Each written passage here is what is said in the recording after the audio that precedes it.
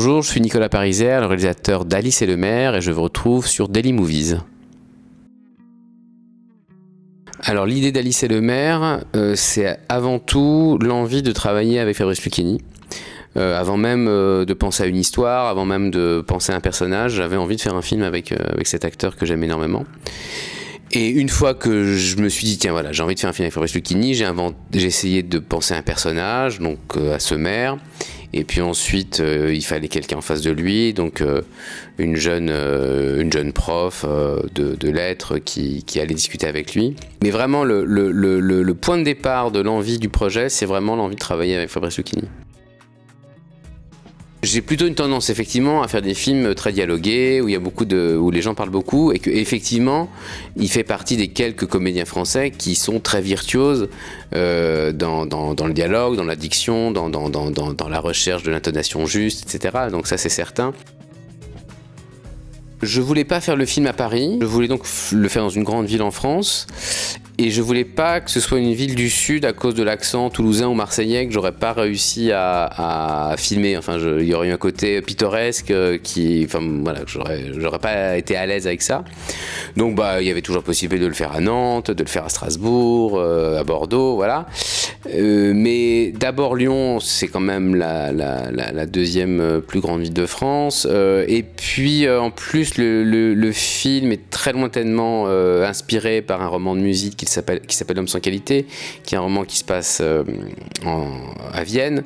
Et je trouvais que Lyon, alors ne ressemblait pas vraiment à Vienne, mais enfin disons avait un côté capitale d'Europe de l'Est, de l'ancien empire austro-hongrois. Il y avait un côté Budapest, notamment dans les rives du Rhône, quand même qui sont très très larges, c'est plus large que la Seine à Paris, donc il y a un côté capitale européenne.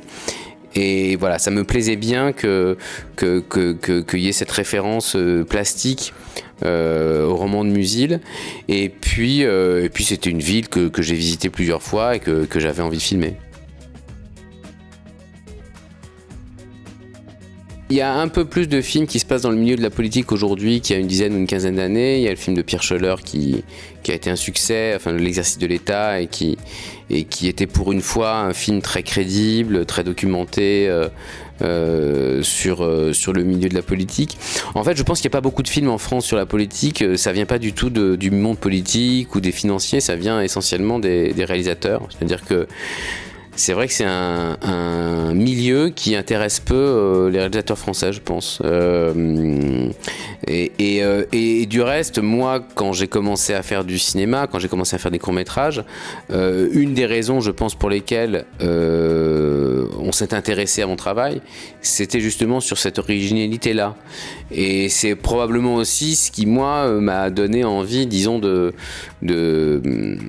d'approfondir le sujet, de faire un autre film, puis encore un autre, puis encore un autre. Effectivement, c'était une des questions qui m'a animé quand j'ai écrit le film et quand je l'ai fait. Après, mon film ne donne pas de réponse, c'est-à-dire que je ne suis pas là pour répondre à une question. Si je voulais répondre à une question, je ferais un cours ou j'écrirais un livre, un essai. Il y a un homme politique qui est en difficulté parce qu'il a l'impression qu'il n'arrive plus à penser. Il y a une intellectuelle qui, elle, ne sait pas quoi faire dans la vie, est toujours ouverte à tous les possibles. Et je filme leur rencontre, c'est-à-dire je filme la rencontre de la pensée et de l'action de l'homme politique, et je regarde ce qui se passe, c'est-à-dire un peu comme un petit chimiste qui mélange dans un tube à essai les deux choses, et puis je vois ce qui se passe. Après, mon but n'est pas de dire oui, il y a compatibilité entre la pensée et l'action, ou dire non, il n'y a pas compatibilité entre la pensée et l'action.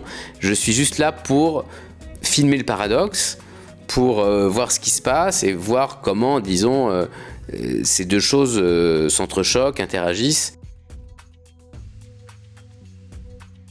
Je dirais que le personnage principal de mon film, c'est une jeune femme qui n'est pas du tout politisée. Les gens de 30 ans, de 25 ans, peuvent tout à fait s'identifier à l'héroïne du film dans la mesure où elle se retrouve plongée dans le milieu de la politique de manière complètement involontaire presque. Et que donc elle le regarde avec un œil neuf, elle le regarde avec un œil qui n'est pas partisan, avec un œil de quelqu'un qui, entre guillemets, n'y connaît rien. Et donc je pense que sur un public jeune, un jeune adulte, 16 ans, 17 ans, 18 ans, le film peut constituer, disons, une sorte d'introduction au milieu de la politique. Continuez à voir des films.